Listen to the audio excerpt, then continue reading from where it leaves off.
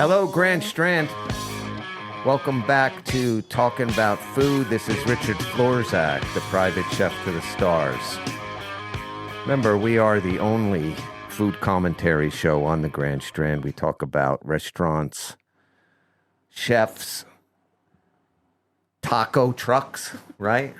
We talk about everything as long as it has to do with food. No politics here. This is a break from the hassles of the week where we all come together and we talk about something that brings people together, and that is good food. Hopefully it's good food. And I have someone back in the studio today, 20-year plus food writer for the Grand Strand magazine. He also plays music, and he does it well, and people know him. Paul Grimshaw, welcome back to Talking About Food. Thanks so much for having me back. Yeah, I loved having you on the last time. I could have had you on for 3 hours. I'm glad we could do this again. And you are the driving force, even though we don't talk music. I like talking about music, but we'll do that on another show sometime. But you are the driving force, excuse me, of the Paul Grimshaw Band. How is it that you joined a group with the same name that you have? Amazing. I mean, the coincidence. Isn't it? It's just unbelievable. You just knew it was right? We were originally going to be the Dave Matthews Band, but it was already taken. So I love it. But we're also joined by Sophia Edens. She is the Content Food Critic here in the Grand Strand. She's got a terrific blog. She's been on a number of times, and I thought it would be great. She's an up-and-coming food writer, and I thought it would be great to have both of them on. A seasoned professional and the up-and-coming person. So, Sophia, welcome back to Talking About Food. Thank you for having me. I'm glad you're here. So, Paul, I wanted to talk to you about the magazine that's going to come out any day now, the October edition, and it is 2025 Best Food on the Grand Strand. You wrote it. I mean, there's pages and pages of restaurants that you talk about it, but this is your baby. it is, and I've lost track, but I think we run it every fall, and I think I've probably written it for the last 4 or 5 issues, maybe longer. Right. Well, this may sound like a dumb question, but is this particular month, this fall issue that you're talking about, is it harder to do than any of the other ones, or is it easier because it's a conglomeration of everything you've written about? How does that work? Well, the choices are made from the editorial staff, some writers. I don't make the final choices on which are the best restaurants. Those are sort of handed down to me, and then I review them, rate them. I've been to 99% of them. Yeah. And there are, 80, 90 restaurants in there. Well, there's a ton of them, and you go through, I'll just go through them real quick. You go, the different headings are bistro on the beach, barbecue, best seafood, dinner with a view, casual,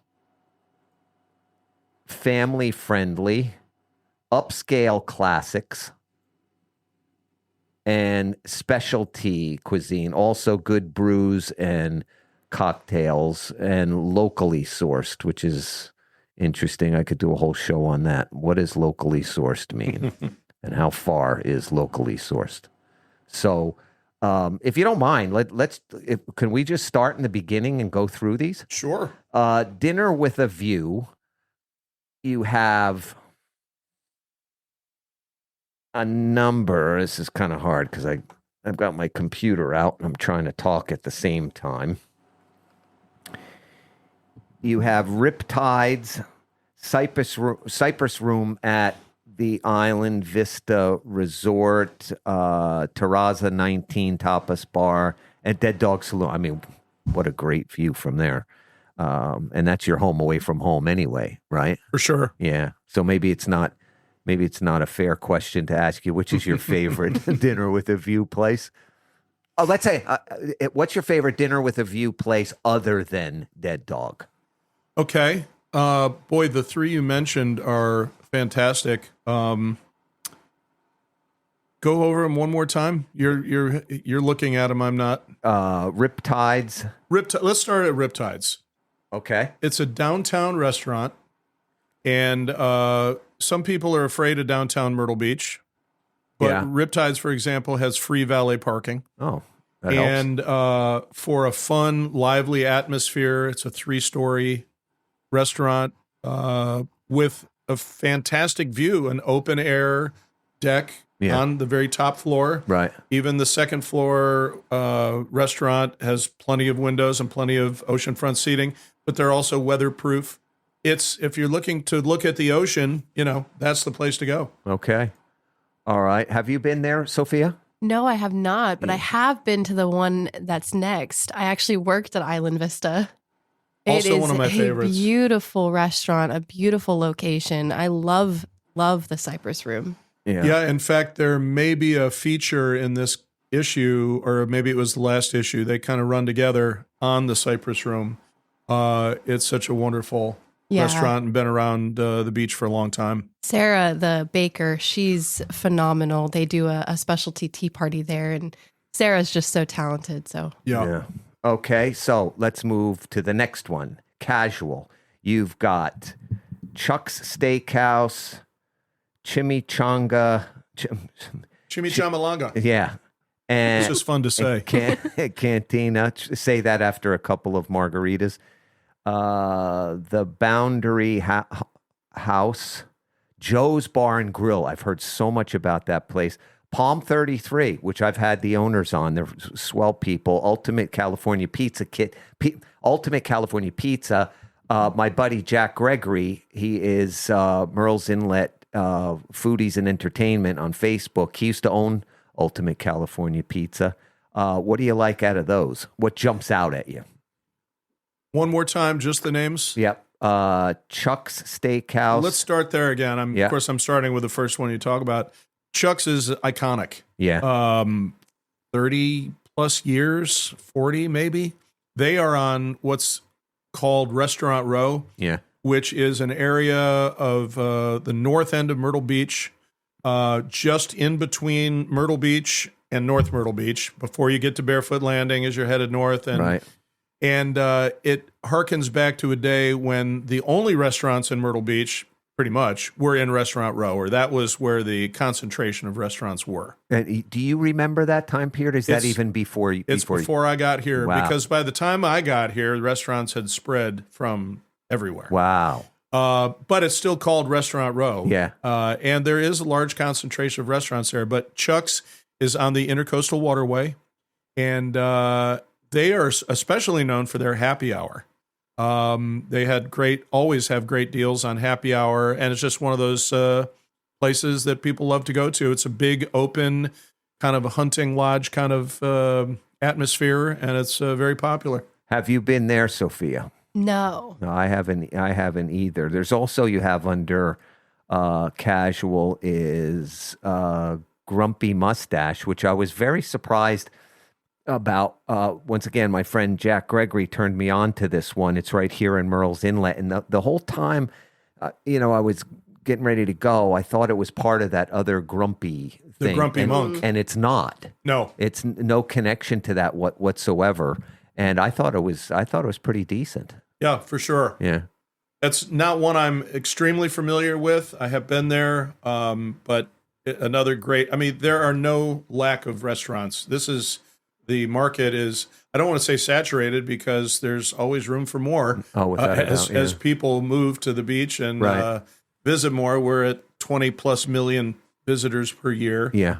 And one of the fastest growing regions of the country. So, arguably, there's room for more. I mean, restaurants are tough. They open and close all the time. Yeah, and it breaks my heart because I don't know if I told you that I owned and operated a restaurant before I moved here for 9 years, and the most frustrating thing about it was we were popular, but I never made a dime in 9 years. So there's a special place in my heart for especially the mom and pop. It's a tough business. Yeah. And isn't it historically? I mean, I remember this before I was writing about food, hearing that a restaurant venture was the most likely to fail of all new businesses. Yeah, the figures, this was California. 60% of the restaurants that open fail in the first year.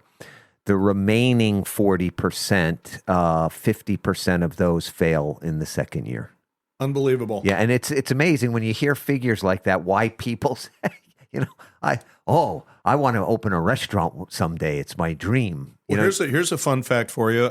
Between Georgetown and Little River, there are approximately 2,000 liquor licenses. And in the state of South Carolina, the rules may have been loosened some. You have to serve food if you serve alcohol, even if it's a frozen pizza out of a microwave oven. Ah, wow. And there may be some, I may have some of the legalities wrong there, but arguably there are 1,500, 1,600, 1,700, 1,800 restaurants on the 60-mile Grand Strand. Wow. And it's 60 miles. That may sound like a lot, but it isn't. And yet the restaurant trade publications continually rank Myrtle Beach as one of the best places to open a new restaurant. Wow. It was number one the last time I looked, which was several years ago, but I've heard it's often always in the top 10. Right. Where That's incredible. Any of those restaurants jump out at you? Oh, there's a second page to this with Grumpy Mustache. There's Blue Bayou. Oh, by the way, I noticed that some of these are in Georgetown. And like I said, I've only been here for 4 years. But that may sound like a lot to some. But I still feel new here. And I often hear these debates as to where the Grand Strand stops on the south. Georgetown. Oh, it is Georgetown? Absolutely. Oh, okay. Yep. Because some people tell me it's Pawleys Island. Well, everybody, each community has its own marketing. Like the Georgetown calls itself from Georgetown to Pawleys Island, the Hammock Coast. Mm-hmm. Okay. Oh. But that's a marketing slogan made up by their Chamber of Commerce. And it's a great one. They are able to have fun little designs with it, and it's the Hammock Coast. But the Grand Strand was a term coined by a newspaper writer in the 50s who called it a Grand Strand of communities. Yeah. And it stuck. Mm-hmm. Yeah. That's where it started. I think it was 1950-something. I can't remember exactly when, but I used to know the name of the writer. But it... Now, where it really gets contentious is how far north does the Grand Strand go? That's the other thing. We consider Calabash the end of the Grand Strand because I agree. after Calabash, it's it gets to just tiny little communities and there aren't many, and then you're into Brunswick County and it's a whole new ballgame. But Calabash is so close to Little River. Yeah. I mean, a couple of miles. Little it is, River. yeah. Yeah. So, and there's so many great restaurants in Calabash too, and they are part of our market for sure. Yeah. Absolutely. Wow. That's something. But now here's another one. How far west does the Grand Strand go? And I think the answer is Conway. So you don't think into Aner or Loris or... I mean, who knows, right? It's a matter of opinion. That's interesting. It's a matter of opinion. There's not a whole lot in Aner and Loris. Those folks will be mad at me for saying that. Yeah. But they're It's interesting to hear you say they're that. very small communities, but Conway's got, it's only 12 miles from Myrtle Beach. Yeah. So. Yeah. Do you venture out on your own to Conway much to dine? 3 or 4 times a year to dine, and 3 or 4 times a year for other reasons. But I guess if I'm there, I'm usually eating. Yeah. Yeah. Or do you play out there? Yeah, on occasion. Yeah. Don't ask me the names of the places. You'll put me on the spot and I won't be able to remember. Yeah. So anyway, a couple more of the casual ones. Bonfire, Smoking Taqueria. Love that place. Oh, you do? Okay. I just went this past weekend. Very good. Oh my God. Where are they? The print is too small. They're for me to right see. on that, on the Riverwalk. Yes. Right on the Riverwalk. It is a wonderful restaurant. That's cool. That's It really owned by Chef Darren Smith, who also owns Rivertown Bistro. Okay, I've been trying to get him on the show for a while. The reason why I brought up Conway is because I just absolutely fell in love with Anto's Pizza Romana and Italian Market there. Best pizza, just the best. Anyway, I had him on the show. And he's a very interesting guy. He first wanted to go to college for marine biology, and he did in Florida. And he wanted to work with sea turtles. But he always worked in his father's pizzeria in, I think it was Philadelphia. And anyway, one thing led to another. He ends up in Conway with this fabulous pizzeria place. So anyway, okay, so the next one, family friendly, Pawleys Island Tavern. My fishing captain buddy, Captain Fred Rook of Sweet Tea Charters, he turned me on to Pawleys Island Tavern, which they call it The Pit. Have you been? No. You have to go. I need to explore the South a little more. I don't know of. Did I have something to eat there, or did I just go for the experience or whatever? Well, they're famous for their pizza. Yeah. They've got really excellent pizza. They're also famous for live music. They do a lot of live music there. You played there? I have. Yeah. Is that a good place to play? Great. Yeah. It's Fun. outdoor big covered. Crowds. It's outdoor covered. In the winter, they have a small stage inside. It's a place you'll remember immediately because every square inch of every wall and the ceiling has $1 and $5 bills taped or stapled to the walls. Yeah, it's so cool. There's a real cool vibe about the place. Yeah. And it seemed to me, I've been there 2-3 times. It seemed to me like a really cool cross section of people.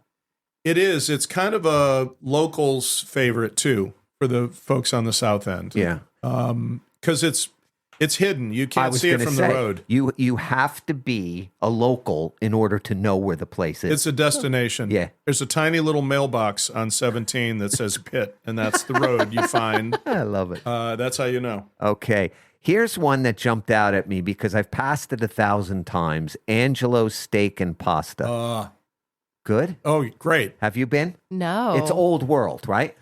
It's old school. They advertise a lot, though. I've always been tempted to go. Angelo is a real character, wonderful guy, been on the beach for a long time, at least 30 years, maybe more. And he's originally from the Northeast, but his marketing slogan is "Greatest Steaks in the Universe." Yeah. Mm-hmm. And they're quite good. Yeah. They also do an Italian buffet.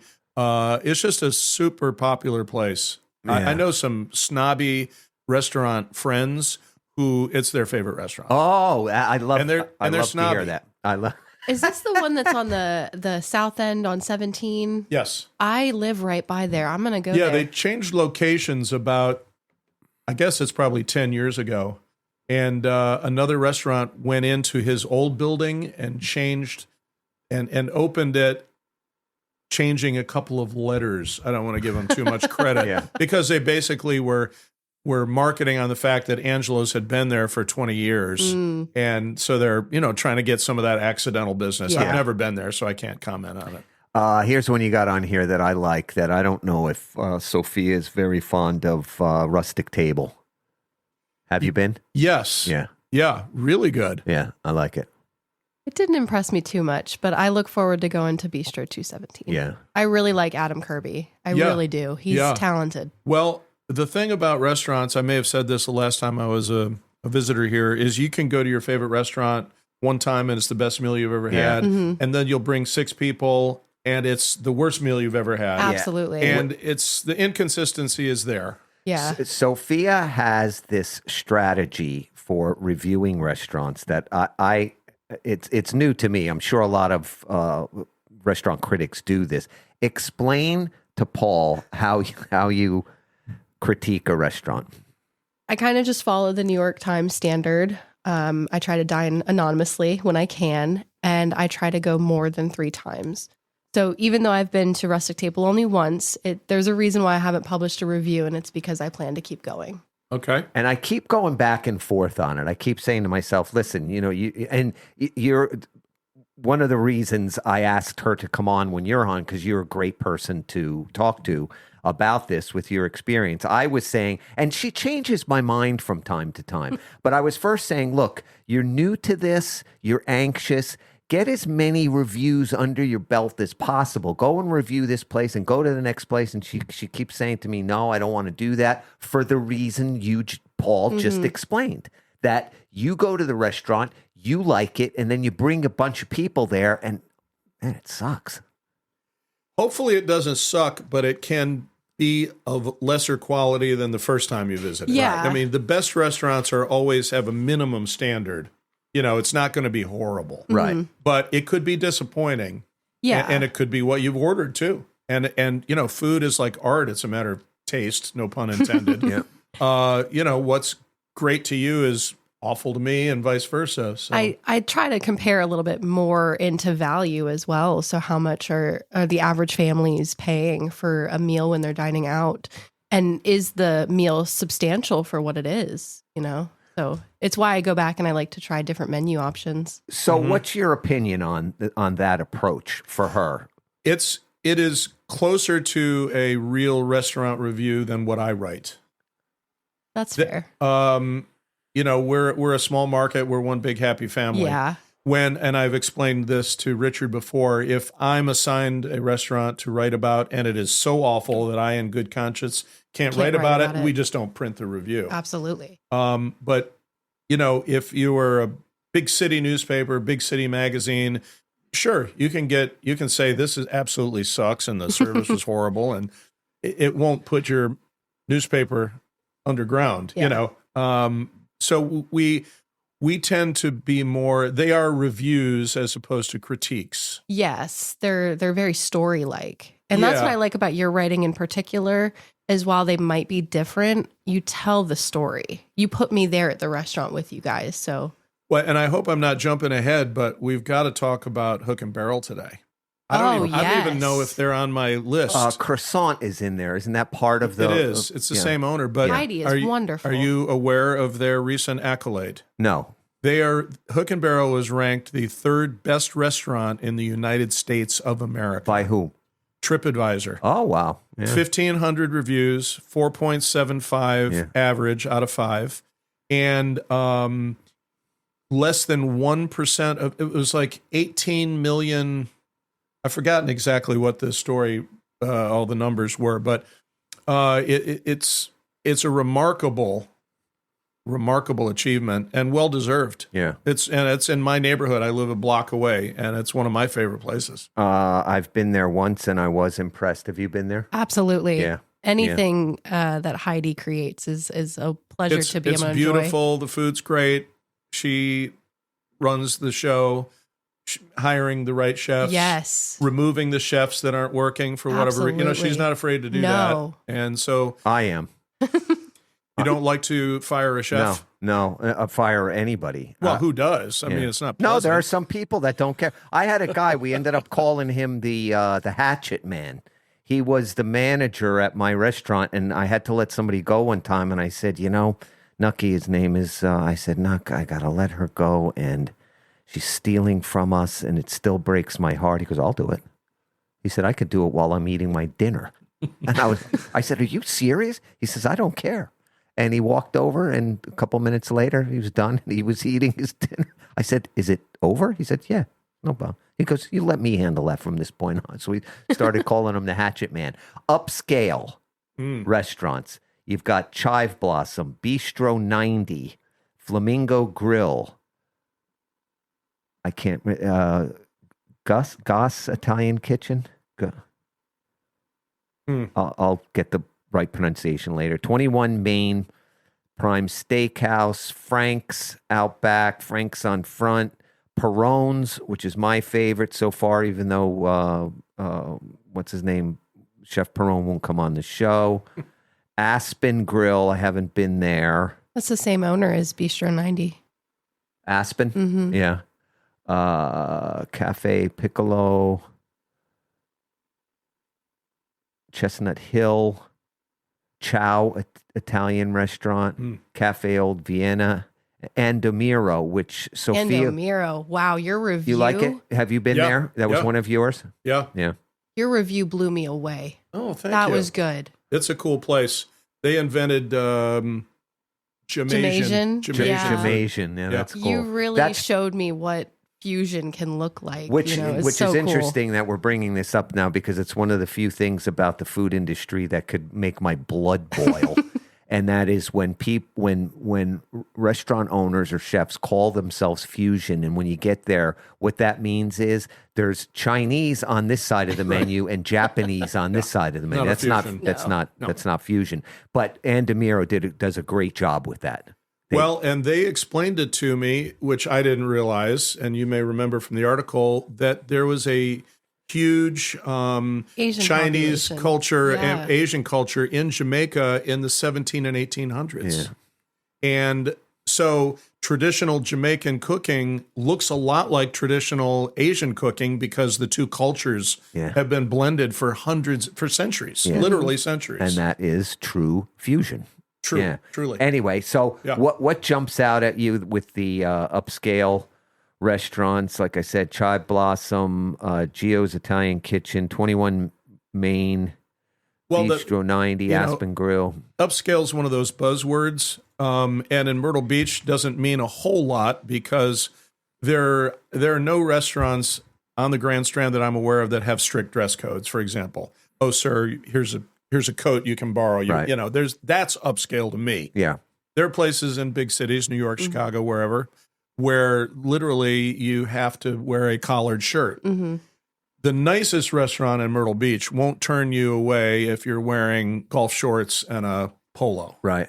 So calling them upscale is a little odd, but that's what we do here because of the nature of the beast. I think you may cover that with the title fine dining, because then you're sort of focusing on the dining point. And I think I haven't been to all of them that are listed here. I've probably been to half. And even though Mr. Perone won't come on the show, he comes as close to it as possible. Well, don't say he won't come on the show. Just say he hasn't yet. Yeah. Well, He will. Unless he's told you, no, I hate your guts or something, but that's not he didn't likely. go that far. Yeah. Well, he doesn't know you well enough. Not yet. Yeah. Give him And a it's minute. funny because one of his prep cooks was on. One of his prep cooks won. I'm embarrassed now. He won 3 different awards outside of the restaurant.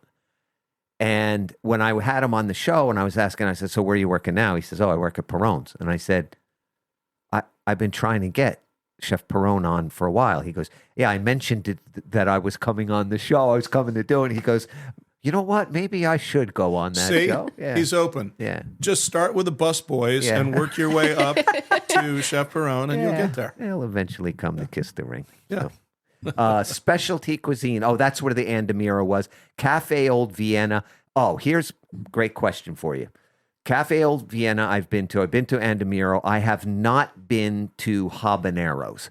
And I had Chef John Dabrowski and his wife Peta on from Local Eat, Drink, and Celebrate. Love it. They said, I do too. They said they go there twice a week, the Yeah. Habaneros. It's great. It is that good. Okay. Yeah, I had lunch there a few months ago, and it was quite wonderful. Oh, that is so great to hear. 'Cause There's a I've- lot of great Latin cuisine here. And Sophia was talking about this food truck. It's a taco food truck that she had been to Oh, recently. Don't they yeah. have one? What is that? Taqueria Milendo Huachipan. And that is right on 501 across from the 501 Tanger outlets, in between a Waffle House and a gas station. There you go. What a and great location. It is I just some love it. amazing tacos. Do you remember when Anthony Bourdain was at Waffle House? Yeah. That was fantastic. Yeah. That's Oh, He did yeah. he was being polite, but you could read his face. He was not impressed. yeah. Yeah. Even though the chef that was touring him around Charleston, and I think it was a smart move. He was right to take him to the Waffle House because it's part of the culture of the South. But you could read his face. He was not that overly impressed. I have said a number of times on the show that I've been fortunate enough to literally study cuisine all over the world. And when I got here to the South and realized that there was still more to learn, it's just so cool. And I was saying a couple episodes ago that I just acquired this job working for this wonderful couple here in the Grand Strand. And they're born and raised here, so they like Southern food. And I asked my buddy, I was like, where can I go? I mean, I've eaten at a number of places. I know a lot of locals now that have cooked, true Southern for me. But like, what a restaurant! And the the friend said Ball and Q in Georgetown. Have you been? Mm-mm. It's been there for 1,000 years or whatever. And it's just this straightforward. Oh, it kind of has a diner feel to it, but it's much, much bigger. Fried pork chops, fried chicken. Southern food is black food. It comes from black culture. Right. Amen. Almost completely. Yeah. You could argue that every, traditional Southern cuisine, iconic Southern dish has its roots in West Africa. Yeah. And that's why the Gullah Geechee community is so amazing. I've had the pleasure of having some of their food, and it's just incredible. Yep. Yeah. It's different than soul food, Yeah. but only partly. Yeah. What blew me away about this Ball and Q place were the sides. So it felt like that's where you really get into the sort of minutia of how things are prepared, and there was this one dish I got this side by pure accident. It's called squash casserole. And had I known what was in it, I probably wouldn't have ordered it. Not that it was Was bad. it the mini marshmallows that would have? No, turned it no, up? Okay. no. This stuff's like crack. I almost ordered another serving of it, but I didn't want to embarrass myself. So I waited till the next day and went back and had it again. It was so good. Sophia, you wanted to talk about Winna's Kitchen. Yeah. Have you been? Yeah. Yeah. It was my most recent review. I went maybe about 6 times. I was just going to say you went 14 times. Absolutely loved it. It does pull into that southern cuisine, more of your Southern grandma tradition cooking. But man, their shrimp and grits is incredible. I mean, I think it's made with a ham stock. It's just so flavorful, but kind of what we were touching on about the fusion and whether something was maybe inspired by or misrepresentation of. They have a sandwich on their menu called chicken banh mi. And, as somebody trying to explore different cuisines and different cultures, and I've been studying Vietnamese cuisine, I was really intrigued.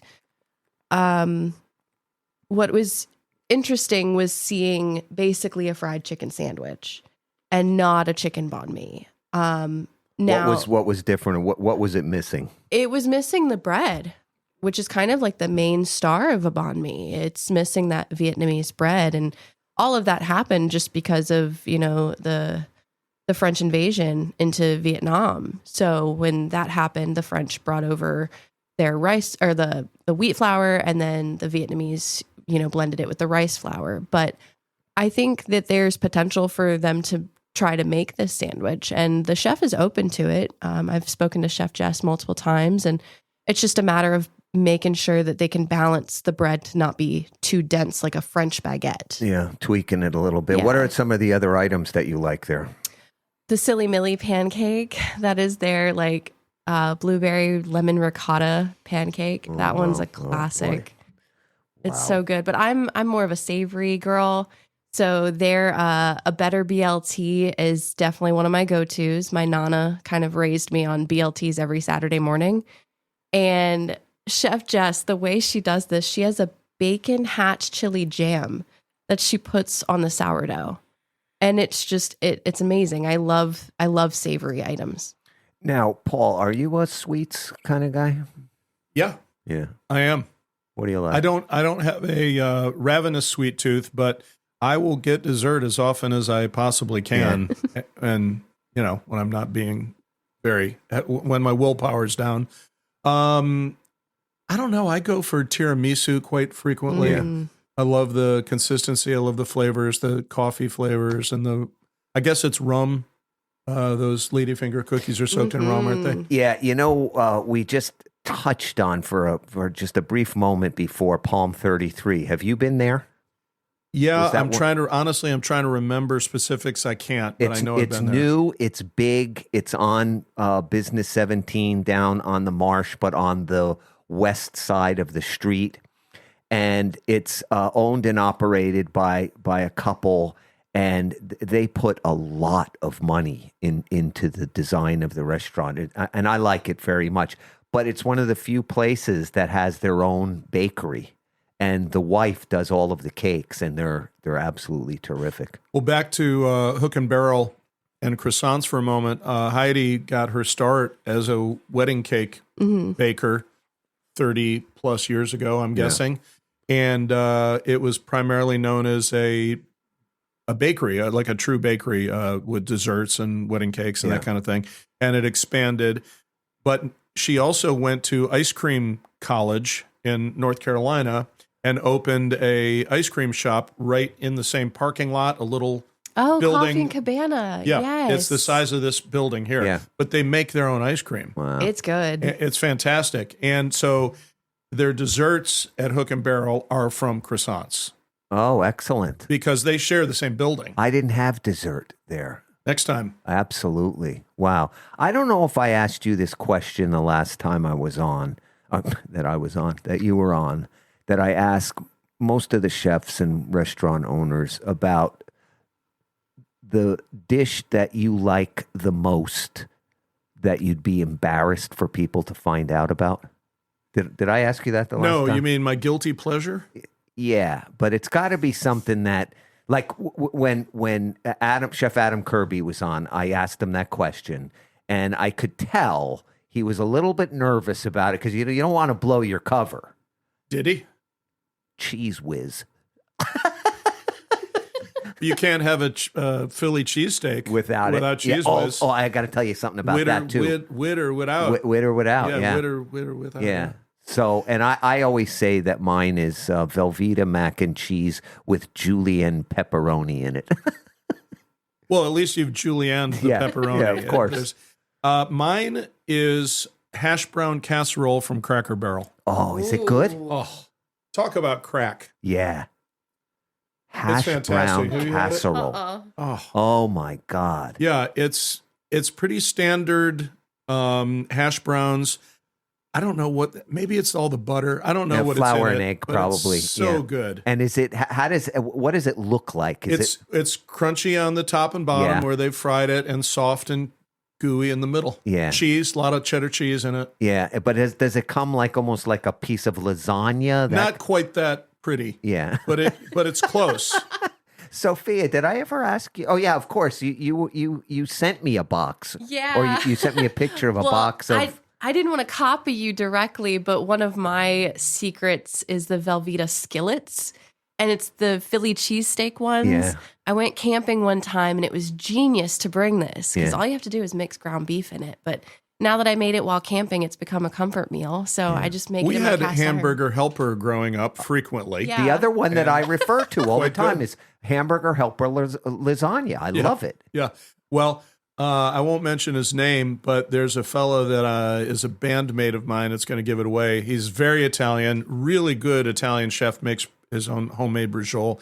He can't get enough of Chef Boyardee beefaroni. I would eat that in a heartbeat. And have. and he's an Italian food snob. I mean, Yeah. his sauce cooks on the stove for hours and Yeah. hours. There's no ragu. There's no. Well, he's not But he loves Chef Boyardee beefaroni. he's not a true snob then. No, he'd like to be, but Yeah. he blows it with the Yeah. Chef Boyardee. Oh wait, when I come to see you next time, you'll have to point him out to me. But the problem with that stuff, the taste is okay, but the consistency is mush. I often wondered over the years. I mean, they could put men on the moon. Could they not? They can't make a canned pasta with al dente pasta. No, just it tastes soaks like an in the MRE. water. It soaks in the Yeah. moisture for Yeah, of as long course. as it's sitting on the shelf. Of course, that is hysterical. Yeah, that's funny. So, one last thing, if you would, Paul, any kind of advice you could give to Sophia, the up and coming. I'm food taking writer. advice from her. Are Yeah. you kidding? It works the other way around. Well, you've been doing this a long time, and you're obviously excellent at it. Well, as I mentioned before, just full disclaimer, I don't really consider myself a food writer, quote unquote. I do write about food, and I write about food a lot, but I'm not the only one at Grand Strand Magazine that writes Ashley, about food. I look up to her a lot too. Her work is great. Yeah, fantastic. We have a staff of great freelancers. Yeah. Of which I am one, not the great part, but I am a freelancer. So yeah, it's any advice? No, enjoy it. Hell yeah. Yeah. What else can you say? It's a great way to make $1. Yeah. Yeah. I mean, how could it get any better than that? You're writing about food, something we all love. I am almost always not anonymous. And me too. It's hard. And sometimes the food gets comped and Yeah, sometimes it same. doesn't. It is so hard in this small town. And that's another thing, going back to my review at Winna's, I don't tell them that I'm coming, but Chef Jess, she'll see me there and she'll be like I ordered something and the waitress was like, I think that'll be an additional XYZ, $1 amount. And I was like, that's fine. Chef Jess comes out and she's like, if I would have known it was you, and I'm like, I don't want that. No. There's a reason why I don't ask. And, Right. but there are moments, being on the internet where restaurants do reach out to have me come. And, I'm kind of the same way where it's like, well, if I didn't like it, but I'm also going to speak the truth, but I'll go speak the truth after I've been a few times. Yeah. Well, the truth is, I'm very grateful that both of you came in. Thanks again, Paul Grimshaw, Grand Strand Magazine, for coming in. You are an absolute gem, and grateful to have you here. You're too kind. No, Thanks for having me. I'm dead serious about that. And of course, Sophia Edens, the Content Food Critic. Folks, I think more than any other episode, you've got a number of restaurants to try this week. We'll put them up on the Facebook page when we post for this episode. All of the different restaurants that we talked about that were written up by Paul Grimshaw. Best of the Grand Strand Restaurants 2025. And hey, if you decide not to go out, I know you folks could handle it because you are your family's private chef. Thanks so much for listening.